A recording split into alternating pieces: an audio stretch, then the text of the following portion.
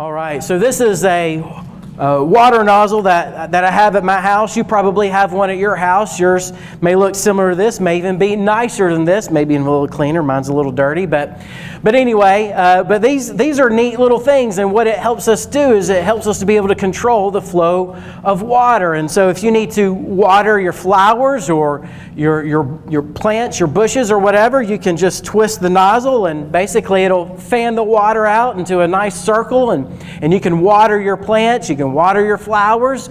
But if you need to wash your car and you need to maybe rinse off your driveway and you need a little bit more power, well, you can just turn the nozzle the other way and it will focus the water into a stream of water. And what it will do is it will give you the power necessary for you to clean whatever it is that you need to do. Whatever it's, if you're cleaning your car, whether it's your driveway, you have some dirt on your driveway, you need to rinse it off. You can just turn on that nozzle, and so basically you have this high-speed pressure. What it does is it pushes all of the water through one hole to give it this power, this stream that you need in order to have this power to be able to rinse off or to clean or whatever it is that you need to do. And you can do the same thing with light. You have floodlights around your house that light up at night. And so what it's doing is it's sending light into all different directions. But if you were to take that light and you were to focus it all into one stream or one beam of light, well, then what do you have? You have a laser beam, right? And so laser beams now are used to do all kinds of amazing things in our world. You know, they're used in surgery. They're used in manufacturing plants for precision cutting. And, you know, even Israel has adopted as part of its Iron Dome defense. You know, they can shoot down missiles with an a laser beam. And so it's really cool to think about all the things that we can do. But we do that because we have learned to focus maybe water or maybe light. We can focus it into a small thing, and it gives us power, it gives us pressure to perform and to be able to do amazing things. And so when you think about this, kind of the overall principle that we're talking about today is that the focus leads to high impact. And so when you think about water and when you think about light, we can focus these to do some amazing things. And I even remember when I was a kid, just have this on the garden hose, and I just remember squirting it just straight in the ground and just watching just how the stream of water would just start to build a trench in the ground, and just kind of amazed, man, that's pretty powerful. It's amazing what you can do when you focus just water and light and what kind of impact it will have. And so the greater the focus, the greater the impact, right? And if you have less focus, you have less impact, right? And so if you think about the fact that Jesus Christ has called every single one of us to be on mission for Him, to have a specific mission, then the more we focus on that, then the greater impact we're going to have. And the reverse is true. The less we focus on that, then the less impact we're going to have for the kingdom of God. And so we can be more like a floodlight, or we can be more like, this water nozzle when it's turned to water flowers or plants or bushes. We can be more like that, and just we're going in all different directions. We have very little focus. We're doing all kinds of things, and we rarely think about Christ, or we rarely think about the mission that He's called us to. Or we can be more like the laser beam. We can be more like the stream of water, where we are focused exactly on what Christ has called us to do, the mission that He has given us, and we can make a high impact for Jesus Christ. And so as we think about the fact that we've been going through the book of Nehemiah, we have seen how Nehemiah has shown this high focus on the mission. And so if you'll turn in your Bible to Nehemiah chapter 6, we've been going through the book of Nehemiah. And if you've missed kind of a previous message, you can go back and you can watch those. They're on our Church Center app. You can go to our Facebook page, Instagram. It's on YouTube. You can watch them. You can catch up in that way. But what we have seen is Nehemiah have a focus on the mission of rebuilding the walls of Jerusalem. And it began when he was just a cupbearer for King Artaxerxes, the king of Persia. And his brother shows up, tells him, hey, the walls of Jerusalem are still broken down, the gates have been burned. And so he has this intense burden that just wells up within inside of him, a concern for the city of Jerusalem and what God is wanting to do in and through the city and the people of God, the people of Israel. And so He's gone back to rebuild the wall. And as we learned a couple of weeks ago, he's faced intense persecution from outsiders, those that are enemies of Israel, Sanballat, Tobiah, Geshem, and others. And basically what we learned was that as they began to rebuild the wall, and as success was happening, it was becoming evident, hey, they're making some progress on the wall.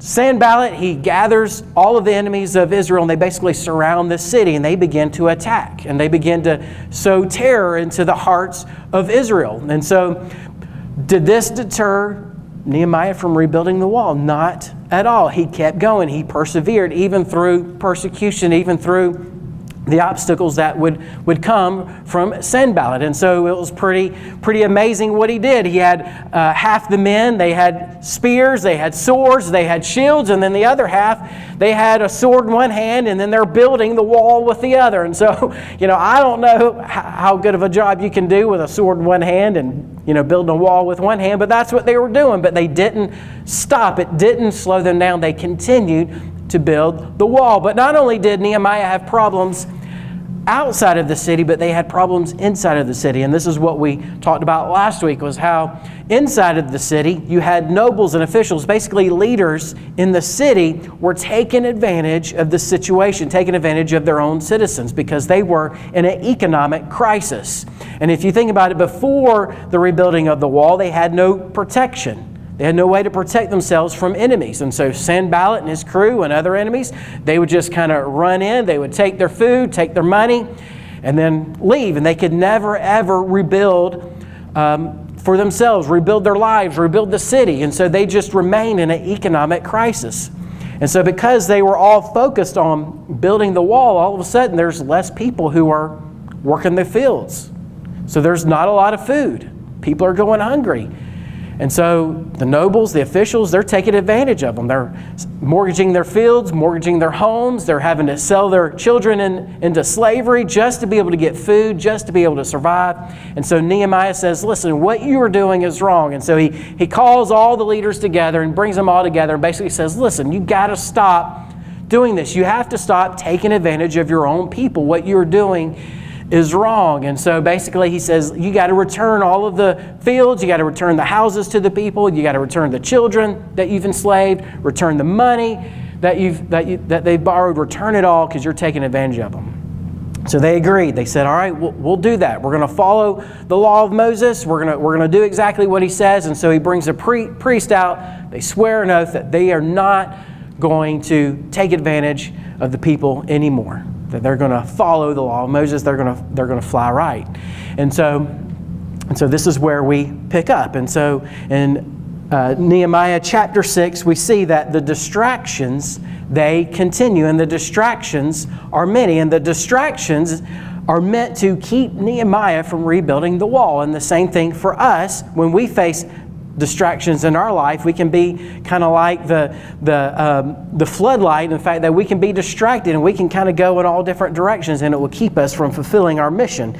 But Sanballat is relentless, and he continues. So Sanballat and his crew, they're back in chapter 6, verse 1. It says, when Sanballat, Tobiah, Geshem the Arab, and the rest of our enemies heard that I had rebuilt the wall and that no gap was left in it, though at the time I had not installed the doors in the city gates, Sanballat and Geshem sent me a message. Come, let's meet together in the villages of the Ono Valley. They were planning to harm me. So I sent messengers to them saying, I am doing important work and cannot come down. Why should the work cease while I leave it and go down to you? All right, so Nehemiah and the Jews, they're making great progress. I mean, they are almost done with the wall. There are no more gaps between the city gates. Really, all that's left is they have to put the doors in at the gates. And so Sanballat and his crew, they are desperate to stop Nehemiah from rebuilding the city. They're desperate.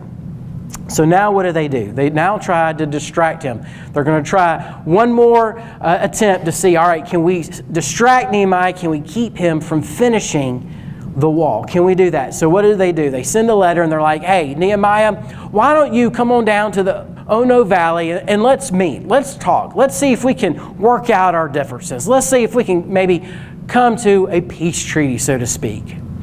Let's do this. And listen to what Nehemiah responds with, because I think it's pretty profound what's going on in his head and his heart as to the situation, how to deal with the situation. He says, I am doing important work and cannot come down. I am doing important work and cannot come down. So think about this for a moment. Wouldn't it be nice to have peace with your enemies? Absolutely. That would be nice. That would be an important thing. But what is the most important thing for Nehemiah in this moment? And that is to rebuild the wall. He left being a cupbearer. He left King Artaxerxes to come here for what purpose? To do one thing, and that is to rebuild the wall of Jerusalem. He didn't come to establish peace with their enemies. He didn't come to do anything else. He didn't come to build buildings or palaces or anything else. He came to rebuild the wall, and that is his single focus. And we see this in this one statement. It really capitalizes, really just pictures for us what's going on in his head. And we can see this throughout the first 5 chapters as well, that he has a single focus on rebuilding the wall, and not even potentially establishing peace with his enemies is going to stop him. But he's smart. He kind of sees through it and recognizes that they really don't want peace. What do they want to do? They really want to pull him away so they can stop the building of the wall, so that ultimately they can kill him. They can set a trap. But he's not going to be distracted. He's not going to be denied. He's going to stay laser focused on the goal, on the mission. That's rebuilding the wall. But Sanballat isn't going to give up that easily. Verse 4, 4 times they sent me the same proposal, and I gave them the same reply. Sanballat sent me the same message a 5th time by his aide, who had an open letter in his hand. In it was written, it is reported among the nations, and Geshem agrees, that you and the Jews plan to rebel. This is the reason you are building the wall. According to these reports, you are to become their king, and have even set up prophets in Jerusalem to proclaim on your behalf. There is a king of Judah. These rumors will be heard by the king. So come, let's confer together. Then I replied to him, there is nothing to these rumors you are spreading. You are inventing them in your own mind. For they were all trying to intimidate us, saying they will drop their hands from their work and it will never be finished. But now, my God, strengthen my hands. So Sanballat is relentless. I mean, he is not giving up. He sent that same message 5 times to say, hey, listen, why don't you come on down? Let's meet, let's talk, let's see if we can work things out. And so after 5 times of Nehemiah saying, nope, what is important is that I finish the wall. Why would I leave finishing the wall to come down to you? This isn't important. What is important is that I finish the wall. That is my mission, and I'm going to complete it. And so then he goes to the next level, and he starts to revive this old narrative. And we've seen this come up already once in Nehemiah. We saw it come up in the book of Ezra. The fact that he says, hey, we're going to tell the king that, hey, you're going to try to rebel against King Artaxerxes, and you're building this wall so that you can, make yourself your own country again. And so he's like, listen, there is no truth to these rumors at all. They're just trying to distract Nehemiah. Nehemiah tells us the purpose of these distractions from Sanballat. He says, they will drop their hands from the work and it will never be finished. It will never be finished. They will drop their hands from the work and it will never be finished. That is what they want to see happen. That is really Sanballat's goal, is to distract them, to keep them from rebuilding the wall. And Nehemiah knows this. Nehemiah knows they really don't want peace. In fact, if they go to negotiate a peace treaty or negotiate a deal of some sort, that they're really not going to come to any agreement. They're going to find a way to stall and for the agreement for it to not to happen, and for the agreement just to continue on, and negotiations just to keep happening over and over and over, to stall the rebuilding of the wall, so they can figure out what they can do next to prevent Nehemiah from accomplishing this feat. And so they continue on, but Nehemiah will not be distracted. Why? Because he is laser focused on the mission of rebuilding the wall. He will not let them stand in their way. But the distractions, they keep on coming. Verse 10, I went on to the house of Shemaiah, son of Deliah, son of Mehetabel, who was restricted to his house. He said, let's meet at the house of God inside the temple. Let's shut the temple doors because they're coming to kill you. They're coming to kill you tonight. But I said, should a man like me run away? How can someone like me enter the temple and live? I will not go. I realized that God had not sent him because of the prophecy he spoke against me. Tobiah and Sanballat had hired him. He was hired so that I would be intimidated to do as he suggested, sin and get a bad reputation in order that they could discredit me. My God, remember Tobiah and Sanballat for what they have done, and also the prophetess Noadiah and the other prophets who wanted to intimidate me. So it appears here that Sanballat and company, they have friends on the inside. And perhaps they had established these connections before Nehemiah even got there. So now it's time to cash in their connections and to say, all right, we need to see if we can get to him from the inside, his own people. So they basically pay off people that are inside of Jerusalem to say, hey, listen, they're coming to kill you. They're going to kill you tonight. This is what you need to do. You need to run and hide in the temple. And Nehemiah's like, well, I'm not supposed to be in the temple. Like, I can't go in there. I'm not a priest. I'm not a high priest. If I go in there, I'll probably die or something. Like, this is sinful. I'm not going to do that. And then he realizes, wait a minute. This is just another distraction. This is just another way that Sanballat is trying to keep me from doing what? Fulfilling my mission. Keep me from rebuilding the wall. This is all that he's trying to do, is to do that. It's to discredit me, to disqualify me, but also to distract me from fulfilling my mission, and that is to rebuild the walls of Jerusalem. And so Nehemiah, he is 110% focused on the mission. He will not let anything come in the way of him for rebuilding the walls of Jerusalem. And because of that unwavering focus, verse 15, the wall was completed in 52 days, on the 25th day of the month of Elul. Think about that. That's astonishing. They built the entire wall around Jerusalem in just 52 days. This should have taken months, maybe even years, but yet they did it in 52 days. Astonishing. Then verse 16, when all of our enemies heard this, all of the surrounding nations were intimidated and lost their confidence, for they realized that this task had been accomplished by our God.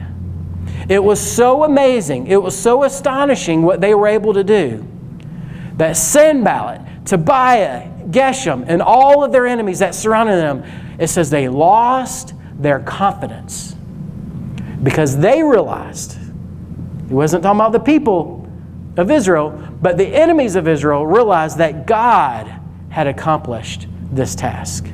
And they lost their confidence. Think about that statement for a moment. This is astonishing. This is amazing that this would happen, and this would be the result of the efforts of Sanballat and Tobiah, that they just gave up. They're like, man, look at what their God did. And it's amazing that Nehemiah gave God all of the credit. So how did God do this? How did God rebuild the wall around Jerusalem? Did he perform a miracle? Where's the miracle? Did they, when they were sleeping at night, maybe some of the wall get, supernaturally rebuilt? No, that's not what happened. What was the miracle? How did God do it? He did it through Nehemiah and the people. Why? Because they were focused on the mission that God had given him. God had specifically called Nehemiah and the people to go and to rebuild the wall of Jerusalem. And because of that, because they were focused on fulfilling the mission that God had called them to, God worked mightily inside of them, in and through Nehemiah. That is how God did it, in and through the people who were focused on rebuilding the wall, who did not give up, who did not let distractions deter them, who did not let the obstacles that Sanballat and Tobiah brought in front of them, they did not let those obstacles slow them down. They kept moving forward, and they did something that was astonishing. They rebuilt the wall in 52 days. That's how God did it. He did it in and through the people of God because they were focused on the mission. They weren't distracted, but they were focused on exactly what God had called them to do. And it was amazing. This is an amazing feat. This is an amazing story that's tucked away here in the middle of the Old Testament of how God can use any ordinary person when they are focused on the mission that God has given them. So let's think about Waypoint here for a minute. You know, we're starting a church here in Walton County. How can we be laser focused on the mission that God has called us to be? How can we have the type of impact that Nehemiah had? I mean, I would say that Nehemiah had quite the impact on the city of Jerusalem, wouldn't you? Because of his focus, he had high impact. So how can we as a church have high impact in our community? How can we do that? Well, we got to be focused on the mission. And to be focused on the mission, in order to have a high impact, we want to focus on the process of making disciples. Because this ultimately is the mission that Christ has given every single believer, and also collectively as a church. And you may not have realized it when you became a Christian, when you gave your life to Jesus Christ, but He has called you to go and to make disciples. Listen to Matthew 28:19 and 20. He says, "Go therefore and make disciples of all nations, baptizing them in the name of the Father and of the Son and of the Holy Spirit, teaching them to observe everything I have commanded you. And remember, I am with you always to the end of the age." And so this is known as the Great Commission. And this is given to every single believer. And so if you say that you are a follower of Christ, that you have been saved and Jesus Christ is your Lord and Savior, then this mission applies to you and to your life. And so this is what I refer to as it's the process of making disciples. And because Jesus describes this as a process. The first thing He says we are to do is we are to go. And really, in the Greek, it's as you're going, as you're living life. That as you're going about your life, what are you doing? You're focused on making disciples. And when does somebody become a disciple? At the moment of salvation. So this begins, and it starts with evangelism. It starts with sharing our faith. It starts with sharing the message of hope in a world that desperately needs hope. That's where it begins. As we're living our life on mission. We're living our life focused on the mission that Christ has called us, the process of making disciples. And then what does He say we are to do? We're to baptize them. We're to bring them into the family of God. And then what are we to do? We're to teach them everything that Christ has called us to do, everything that He's commanded us to do. And so it's a process, right? And so for Waypoint Church, we talked about this a couple of weeks ago when Nehemiah's plan, his strategy to rebuild the wall was being unfolded, that we've kind of created what we've called just the pathway, disciple-making pathway. And so I have a picture, if we can put it up on the screen, of kind of what this looks like for a person to be a part of this disciple-making process, because disciple-making is a process that's ongoing all the time. And so we want people to be involved in worship and in life groups. We want people to serve, to be in impact groups, and ultimately become a disciple-making leader. And I don't have time to go through all of this again. If you want to know and understand what all this means, you can go back to, I think it's the part 3 of this series where I go more in detail as to what this means and what this looks like. But this is what the disciple-making process looks like for us. And so as we move forward as a church, we have to be focused on the disciple-making process. Why? Because this is exactly what Christ has called us to do. And if we want to have a high impact in our community like Nehemiah had a high impact in Jerusalem, this is something that we have to be focused on as well. Is we have to be focused on this process of making disciples. But over time, there's going to come distractions. And we have to learn to avoid those distractions. And avoiding distractions, it requires discipline. Avoiding distractions, it requires discipline. Becoming distracted, not focusing on the mission is just way too easy. It's just way too easy. In fact, we're all busy. We all have lots of things that are going on. We're going and doing this. We're part of this. We've got school. We have work. We have responsibility with kids. And we're just busy doing all kinds of stuff. In today's world that we live in, we can go and we can see and we can travel and we can see all kinds of things and we can be all a part of all kinds of groups and we can go and do all kinds of activities. We've got social media. We've got TV shows that you can binge watch. I mean, there's just all kinds of things that we can do, and really none of it's bad at all. And really there's a place and time for all of it, right? But if it distracts us, if it keeps us from being focused on the mission, then we got to have some discipline to say, you know what? There are times when we just have to say no to the things that we like, the things that we want to do, even if it's no for a season. It may not be no forever, even if it's no for a season. Why? Because we are focused on the mission that Christ has called us, and we can become distracted. So studies have been done, and it shows that organizations of all kinds, this could be a business, this could be nonprofit, this could be even government organizations, this could even be churches, that they've coined this term mission drift. Anybody ever heard of that term, mission drift? That mission, the purpose of the organization, the people's understanding and the focus on it begins to drift after about 6 weeks. That every organization, they begin to drift away from their purpose and their mission after about 6 weeks. And so what good leaders have done is they realize, all right, every once in a while we got to come back around to the mission and the purpose. Even though it's basic and it's simple, we got to come back around to just the basic fundamental of why we are doing what we're doing, because we become distracted and we can drift away from exactly what we are supposed to be doing. And this happens even in the church.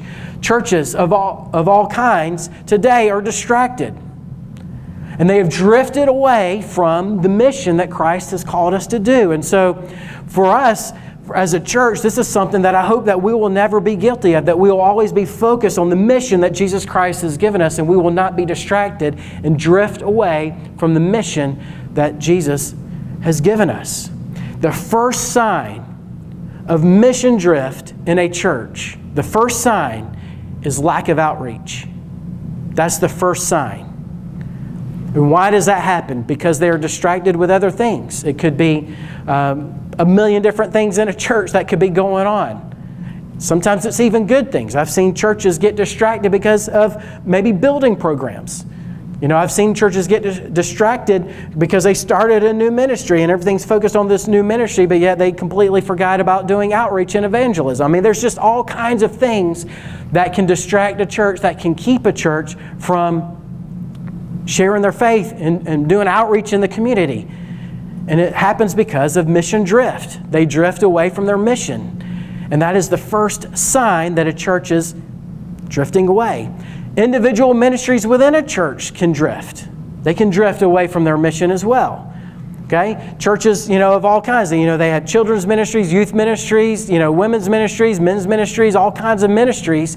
But yet, at the core, what should all of the ministries of the church be doing? Well, they should be part of the process of making disciples. Children's ministry, what are you to do? You're to make disciples of children. Youth ministry, you're trying to make disciples of youth, right? Women's ministry, you're trying to make disciples of women. Same for men, you're trying to make disciples of men, right? And so every ministry should be going in the same direction. They're trying to achieve the mission that Jesus has called us. But sometimes individual ministries, they can drift. They can have that mission drift. And they can get off course. They can be distracted.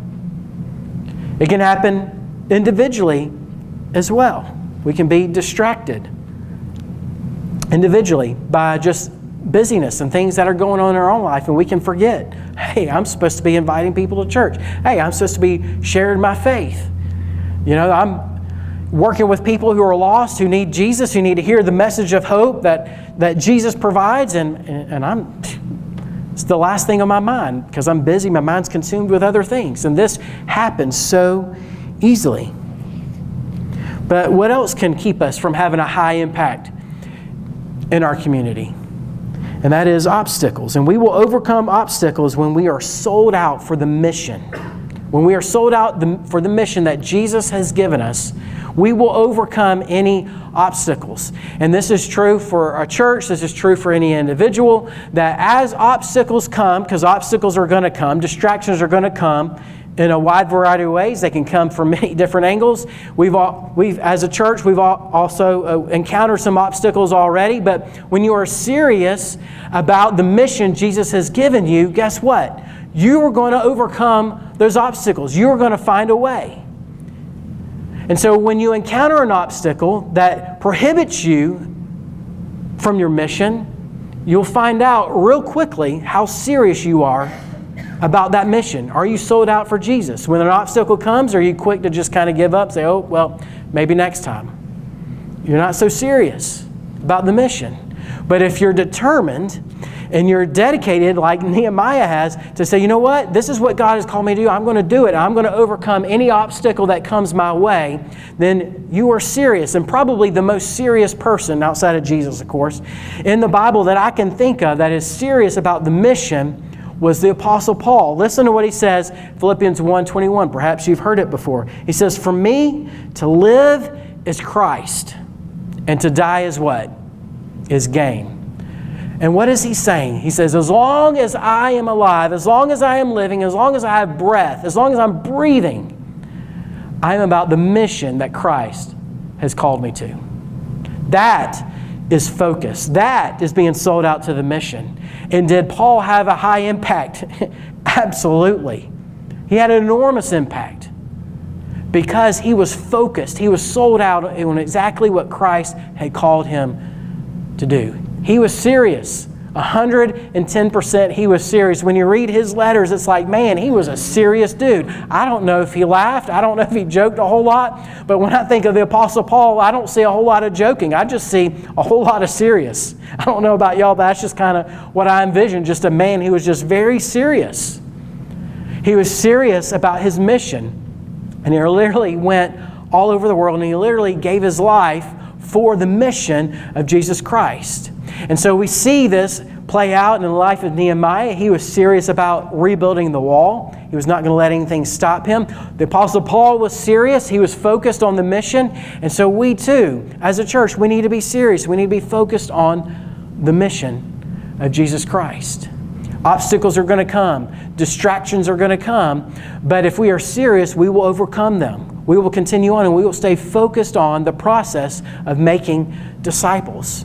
And if you and I individually are serious, we are sold out to the mission of Jesus Christ, then guess what? We will have high impact in our life. We will have an impact on the people that we come into contact with every single day, whether it's at home, whether it's at work, whether it's at school, wherever it is that you go. Maybe the ball field, whatever it is, wherever you go, you will have a high impact. Why? Because of our overall principle that we've talked about today is that focus leads to high impact. And we want to be more like the laser beam. We want to be more like the stream of water where we're focused on what Christ has called us to. Not getting distracted, not letting obstacles overcome us, but finding a way to overcome obstacles, being determined, being focused on accomplishing exactly what Christ has called us to do. Because it's easy to quit. It's easy to get distracted. It's easy to not focus on the mission. It's easy to just kind of do whatever we want and just kind of go in a million different ways in a million different directions. But if we all individually are focused on what Christ has called us to do, I believe the impact will be astonishing. That one day we'll take a step back and be like, wow, look at what all God has done in us and through us. Nehemiah, they built the wall in 52 days all the way around the city. 52 days. Astonishing. Absolutely astonishing. But it could not happen without a laser beam focused on the mission of rebuilding the walls. And it's going to happen with us if we are focused on the mission that Christ has called us to do and not allowing ourselves to drift, being distracted, overcoming obstacles, but being focused on the mission that Christ has given us.